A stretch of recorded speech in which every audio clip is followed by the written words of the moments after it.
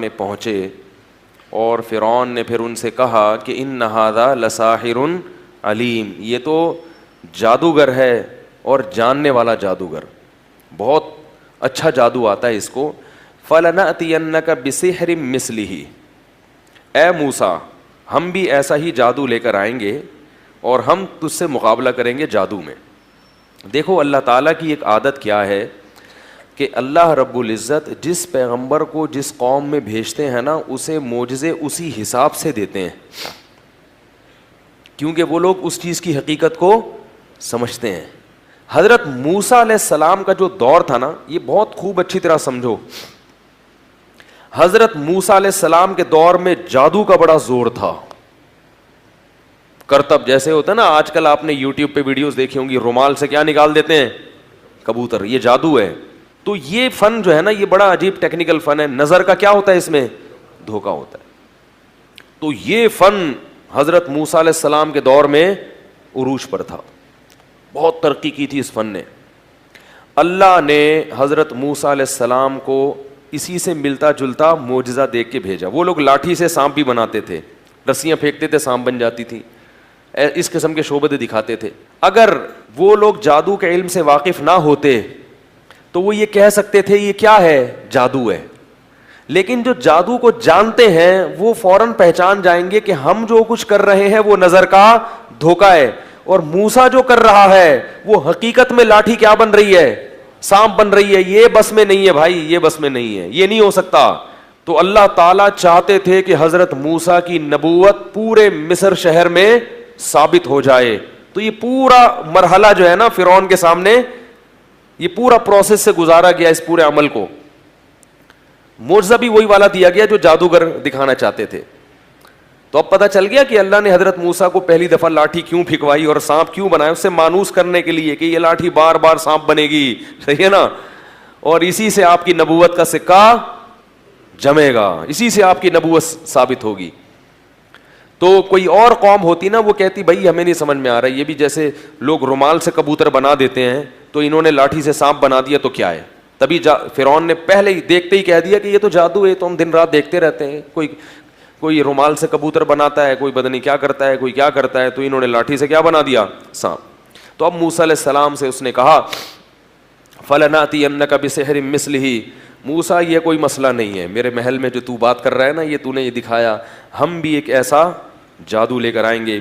فَاجْعَلْ بَيْنَنَا وَبَيْنَكَ مَوْعِدًا لَا نُخْلِفُهُ نَحْنُ وَلَا أَنْتَ مَكَانًا سُوًى. اب تو بتا کہ مقابلہ تو نے کس دن کرنا ہے، مقابلے کی ڈیٹ آپ دو. فرعون کو اطمینان تھا نا کہ میں مقابلہ، میرے پاس تو ہزاروں جادوگر ہیں، میں بادشاہ ہوں، تو مجھے ڈرنے کی ضرورت نہیں ہے. لوگوں کا خیال تھا کہ حضرت موسیٰ علیہ السلام کوئی ایسی جگہ بتائیں گے جہاں 2-3 آدمیوں کے علاوہ کوئی بھی نہ ہو، تاکہ اگر مقابلہ ہار جائیں تو لوگوں کے سامنے معاذ اللہ ذلت نہ ہو. جو آدمی جس کو اپنے حق پر ہونے پہ تردد ہوتا ہے وہ کبھی بھی کھلے عام مناظرہ، وہ کہتا ہے بھائی مناظرہ ہوگا پائپ کے نالے میں بیٹھ کے، میرے اور آپ کے علاوہ کوئی تیسرا آدمی موجود، بولو بھائی، نہیں ہوگا. تو فرعون نے کیا کیا؟ تو فرعون نے کہا کہ اب آپ بتاؤ. حضرت موسیٰ کو موقع مل گیا، فرمایا موعدکم یوم الزینہ، جو عید کا دن ہے نا، عید کا دن جس میں سب لوگ جمع ہوتے ہیں، اس دن مقابلہ ہوگا کھلے عام. موعدکم یوم الزینۃ وان یحشر الناس ضحیٰ فتولی فرعون، فرعون نے مجلس ختم کی. فجمع کیدہ، اور پورا زور لگا دیا، جو تدبیریں تھیں نا اس کی، جو بھی حکومتی وسائل اور ذرائع ہوتے ہیں وہ سارے اس نے، بولو نا یار، جمع کر لی. کتنے وسائل ہوں گے حکومت کے پاس؟ تو بہت مسائل. علماء کہتے ہیں ہزاروں، بعض نے کہا 50,000 جادوگر، واللہ عالم. ہزاروں جادوگروں کو اس نے کیا کر لیا؟ جمع کر لیا. اور فرعون نے حضرت موسیٰ سے یہ بھی کہا لا نخلفہ نحن ولا انتا، دیکھو وقت پہ وعدہ خلافی نہ ہم نے کرنی ہے اور نہ آپ نے. تو موسیٰ علیہ الصلاۃ والسلام جو تھے وہ پہنچ گئے حضرت ہارون کو لے کے. ادھر 2 آدمی ہیں، حضرت موسیٰ اور ہارون، اور ادھر ہزاروں جادوگر. اور فرعون اس خوش فہمی میں کہ ابھی یہ دونوں کیا کریں گے, ان ہزاروں جادوگروں سے مقابلہ ہار جائیں گے. قرآن کے الفاظ دیکھیں, موسیٰ علیہ السلام نے پہلے ان جادوگروں کو تبلیغ کی, وہ ہزاروں کھڑے ہوئے ہیں نا, اور لوگ پورا مصر جمع ہوا ہے تماشائی بن کے. اللہ جب اپنے دین کو غالب کرنا چاہتے ہیں نا تو اس کی پرچار کا اس طریقے سے انتظام کرتے ہیں. ہزاروں جادوگر جمع, اور پورا مصر جو بھی اسٹیڈیم ہوگا ان کا, یا کوئی بھی جہاں ان کے وہ جو زینت کا دن تھا نا جہاں وہ نمائشیں کیا کرتے تھے, تو اس میں ظاہر ہے کوئی انہوں نے بیٹھک بنائی ہوگی جہاں سب لوگ یہ جو ہے نا اس طرح کے مقابلے دیکھا کریں. تو موسیٰ علیہ السلام نے ان جادوگروں کو تبلیغ کی, وَيْلَكُمْ لَا تَفْتَرُوا عَلَى اللَّهِ كَذِبًا, تم تباہ ہو جاؤ, تم اللہ پہ جھوٹ مت باندھو, میں اللہ کا نبی ہوں, میرے مقابلے میں مت آؤ. فَيُسْحِتَكُمْ بِعَذَابٍ, اگر تم نے مجھ سے مقابلہ کیا تو کہیں ایسا نہ ہو کہ اللہ تمہیں عذاب میں ہلاک کر دے. حضرت موسیٰ کو پتا تھا نا کہ میں اللہ کا نبی ہوں, مجھ سے مقابلے میں کہیں ایسا نہ ہو کہ اللہ کا تم پر عذاب آ جائے.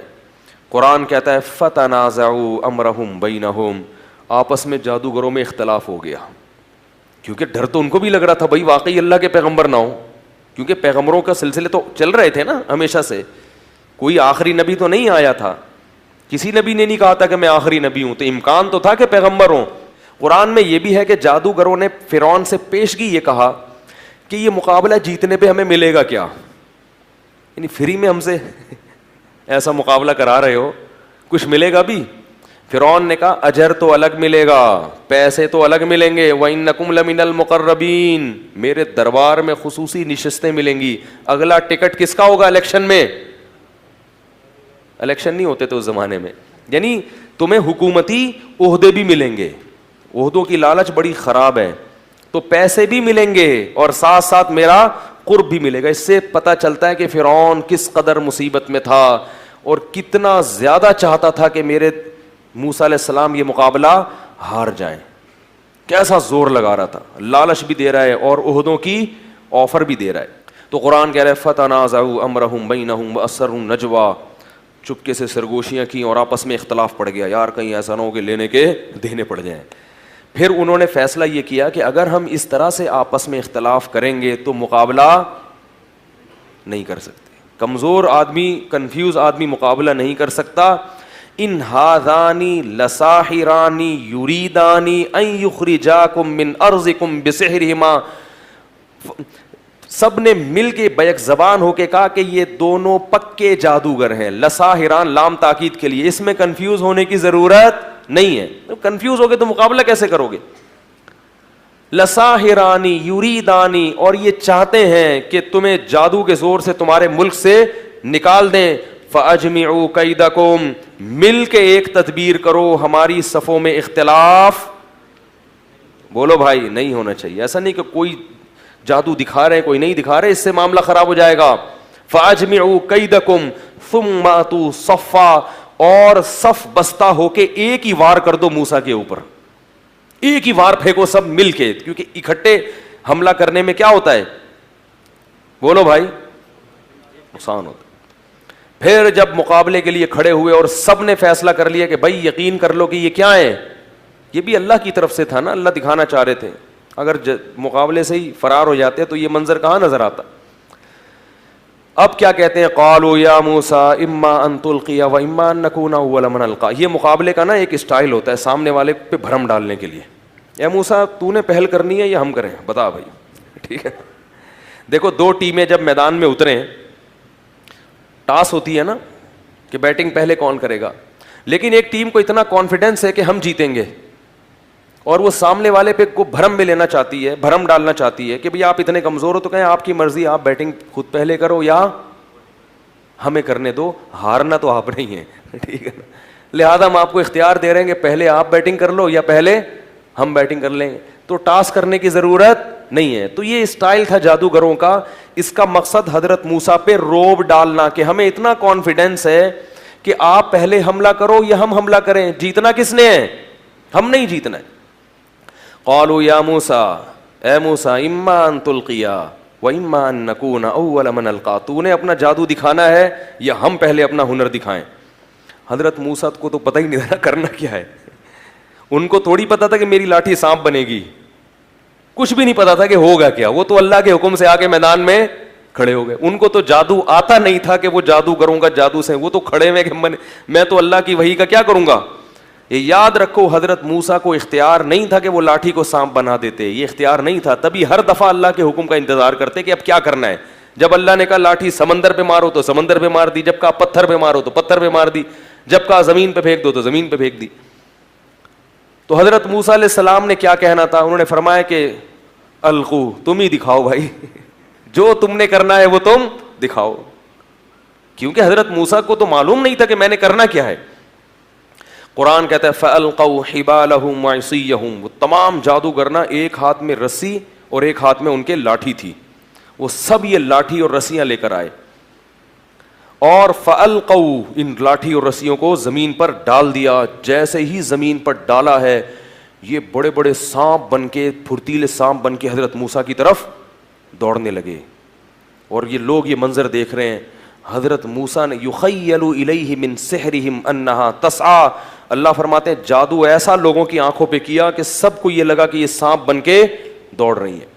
قرآن کہتا ہے جب حضرت موسیٰ نے یہ منظر دیکھا کہ اتنے سارے سانپ میری طرف دوڑتے ہوئے آ رہے ہیں, فأوجس فی نفسہ خیفۃ موسیٰ, موسیٰ کو دل میں کیا محسوس ہوا, خوف. یہ طبیعی چیز ہے, یہ ایمان کے خلاف بولو بھائی نہیں ہے. جتنا بھی فتح کے وعدے ہوں, جب انسان یہ منظر دیکھتا ہے تو طبی طور پر پہلے اپنی لاٹھی سے سانپ بن کے دیکھا تھا نا, تو علم یعقب, پیچھے مڑ کے نہیں دیکھا تھا. اب ہزاروں سانپ آ رہے ہیں.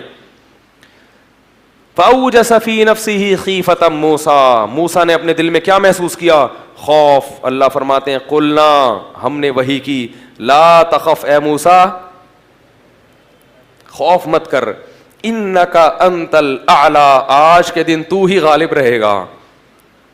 آج میں نے اپنے دین کو کہ برحق ہونے کو دنیا کے سامنے دکھانا ہے کہ فرعون جو دین لے کر آیا ہے وہ برحق نہیں ہے. پیغمبر جو دعوت لے کر آتے ہیں وہ دعوت برحق ہوتی ہے. اے اللہ کیسے کرے گا, القی ما فی یمینک, اے موسیٰ تیرے دائیں ہاتھ میں جو لاٹھی ہے نا, اس سے پتہ چلتا ہے ہمیشہ حضرت موسیٰ لاٹھی کے ساتھ میں پکڑتے تھے دائیں ہاتھ. اس سے پتہ چلتا ہے کہ دائیں ہاتھ کا استعمال زیادہ کرنا چاہیے. پیسوں کا لین دین, پانی پینا, کھانا کھانا, چماٹ مارنا, یہ سب کس سے ہونا چاہیے, دائیں ہاتھ. الٹا ہاتھ برے کاموں کے لیے. تو یہ نبی صلی اللہ علیہ وسلم کا حکم ہے, دائیں ہاتھ کا استعمال جو ہے نا, اس میں برکت اللہ نے رکھی ہے. پیسوں کے لین دین اس سے کیا کرو. خیر, القی ما فی یمینک, تیرے دائیں ہاتھ میں جو لاٹھی ہے اس کو زمین پہ ڈال دے. جیسے ہی حضرت موسیٰ نے وہ لاٹھی ڈالی ہے تو انہوں نے تو یہ دکھایا تھا کہ یہ سانپ, یہ رسیاں ایسے ہیں جیسے سانپ, حقیقت میں وہ سانپ نہیں بنی تھی. ادھر حضرت موسیٰ نے جو لاٹھی زمین پہ ڈالی تو وہ حقیقت میں اژدہا بن گئی, حقیقت میں بن گئی, اور ایک ہی لمحے میں ان ہزاروں سانپوں کو کھا گئی. قرآن کے الفاظ دیکھیں, فَأُلْقِيَ السَّحَرَةُ سُجَّدًا, جتنے جادوگر تھے سارے کے سارے لاشعوری طور پر سجدے میں ڈال دیے گئے. نہیں آ رہی بات سمجھ میں, یہ بلاغت ہے قرآن کی. کیا مطلب, مقابلہ کرنے سے پہلے تو کیا کر رہے تھے, مشورہ کہ بھائی یہ دیکھیں سچا نہ ہو, جھوٹا نہ ہو. اب حضرت موسیٰ پر ایمان لانے کے لیے, اور ایمان ایسا تگڑا کہ حضرت موسیٰ کے سامنے یہ جب سجدہ جب کرتا ہے نا انسان, جب عشق میں پاگل ہو جائے, عشق میں کیا ہو جائے, یہ نہیں کہ اے موسیٰ ہم ایمان لائے, یہ تو بعد میں کہا, پہلے کس میں گرے ہیں. یہ بالکل ایک ایسی اندر کی کیفیت ہوتی ہے کہ جب انسان کسی کے عشق میں پاگل ہو جائے نا, بالکل اس کو یقین کر لے کہ یہ سچا ہے اور یہ بہت بزرگ و برتر ہے, تو انسان اپنے جسم کے سے جو ہے نا پہلے ثابت کرتا ہے, زبان کا استعمال بعد میں. تو قرآن کے الفاظ ہیں کہ حالانکہ پہلے مشورہ کر رہے تھے مگر اب مشورہ آپس میں نہیں کیا, ایسے دھڑام سے سجدے میں گرے ہیں کہ گویا ان کو کسی طاقت نے گرا دیا ہے, یعنی ارادہ بھی نہیں کیا. اس کو کہتے ہیں نا کہ آپ بعض دفعہ لاشعوری طور پر کسی چیز سے اتنے متاثر ہو جاتے ہیں کہ اس کے لیے آپ کو سوچنا نہیں پڑتا, بغیر سوچے وہ کام ہو جاتا ہے.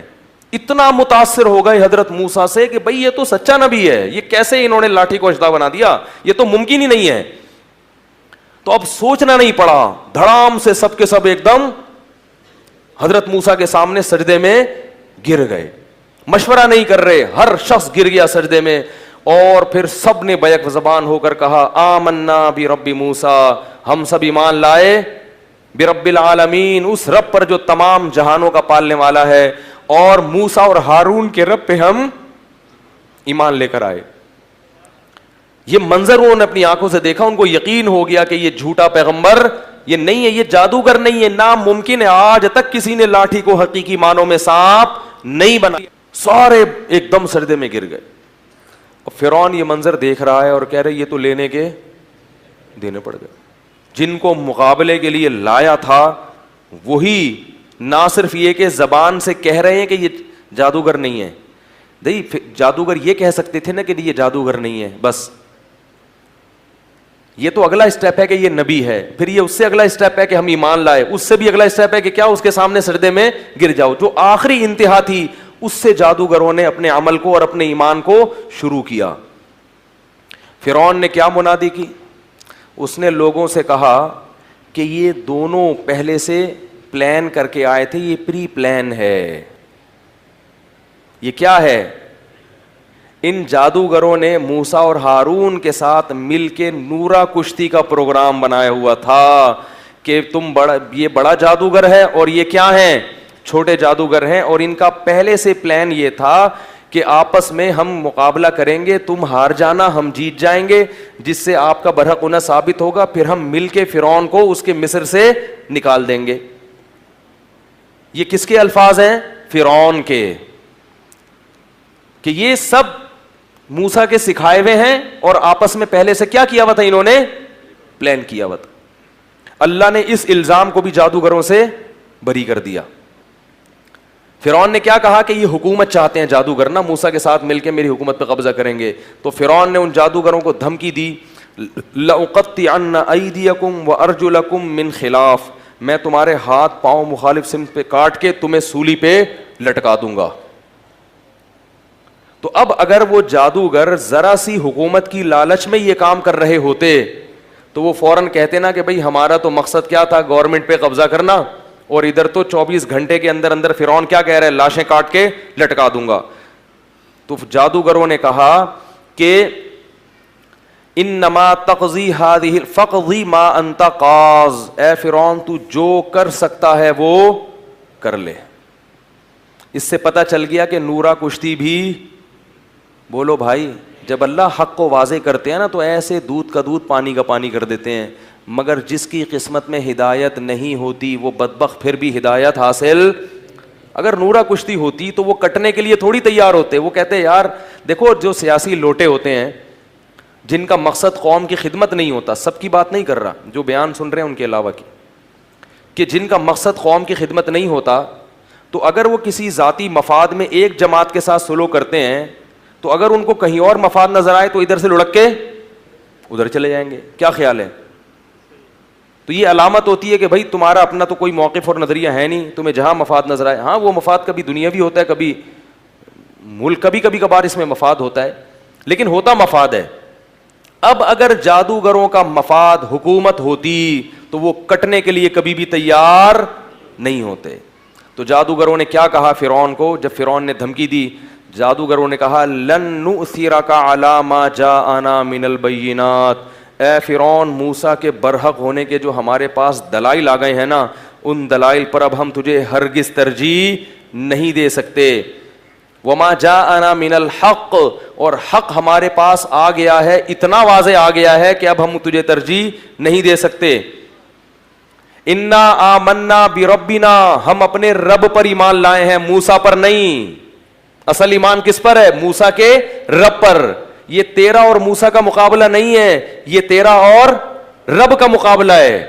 تو ان جادوگروں نے کیا کہا, لن نؤثرک علی ما جاءنا من البینات والذی فطرنا, جس خدا نے ہم کو پیدا کیا اس خدا پر ہم ایک انسان کو ترجیح دیں, یہ نہیں ہو سکتا.